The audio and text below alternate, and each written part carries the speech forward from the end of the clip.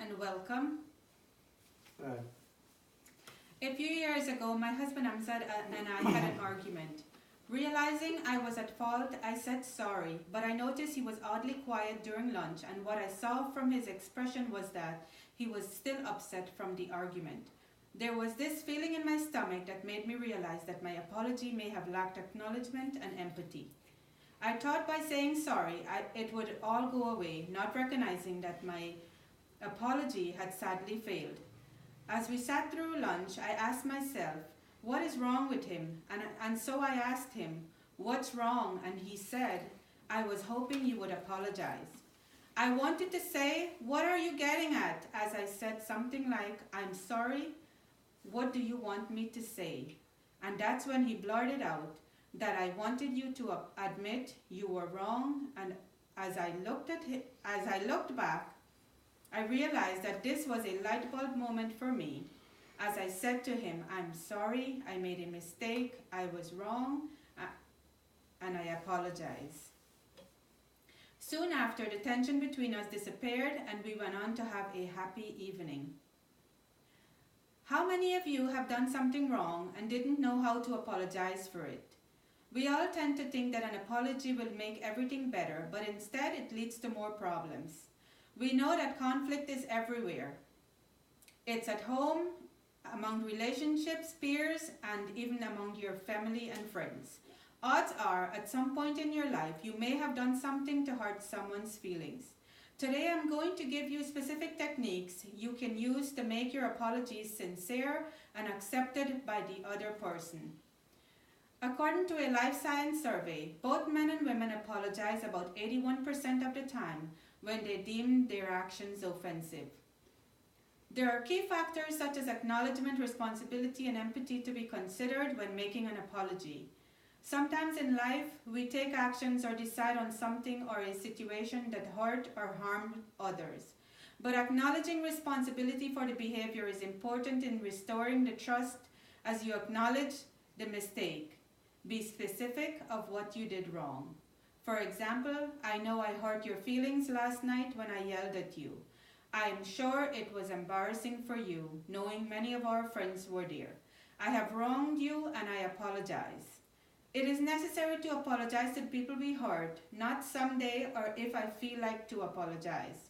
Whether the actions took was done deliberately or by mistake, apologizing opens the door to communication between you and the other person.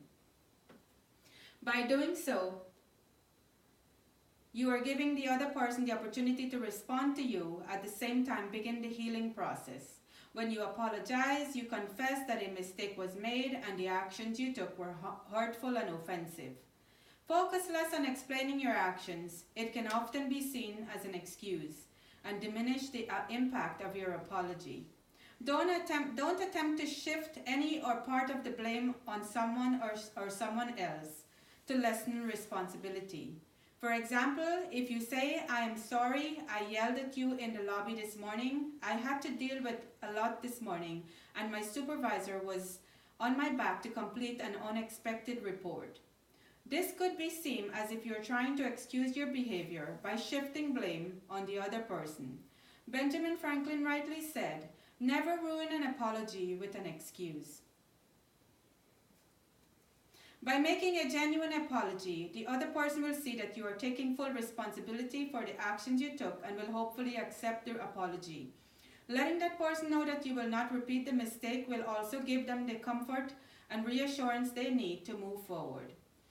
This can help you to restore the trust and is a great way to rebuild your relationship with that person.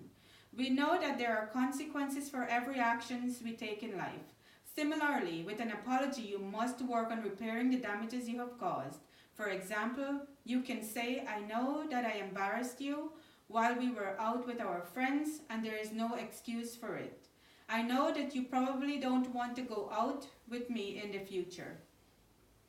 But I understand I need to work on rebuilding the trust we once shared, at the same time restoring your dignity. So how can the other person question, What would you like me to do? I don't want to be like that anymore. Even if you think what you did wasn't hurtful, Say I'm sorry that I yelled at you. I promise to be more thoughtful in the future as I think of how this would make me feel. I honor and value you as my friend and promise to be mindful. Your commitment to change will help the other person decide on their own terms whether to forgive you or not. A sincere and effective apology should make you feel good about yourself and is an act of courage. I read a recent article by NBC News that said Senator Elizabeth Warren publicly apologized for any harm caused by her for her past claims of Native American ancestry. Senator Warren told reporters, "This is about my family, my brothers, and it's about an apology from the heart." She went on to say that she had a good conversation with the leader of the Cherokee Nation, Chief Bill Baker, who later confirmed the apology. Senator Warren said, "I told Chief Baker that I'm sorry that I extended confusion about tribal citizenship and tribal sovereignty and for harm caused. I also sorry for being more mindful for this decades ago." What Senator Warren did was acknowledge the mistake, apologize for it, at the same time promise not to repeat the mistake. As I conclude my speech today, I urge all of you to think of the techniques I have given you today. Here's what you can do when you feel like you have already tried everything to make things right with someone. Be specific in your apology, accept and acknowledge the pain you have caused.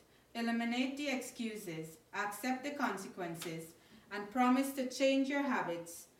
Be sure to make the next move in making sure you don't miss it like I did with my husband Amzad. Thank you.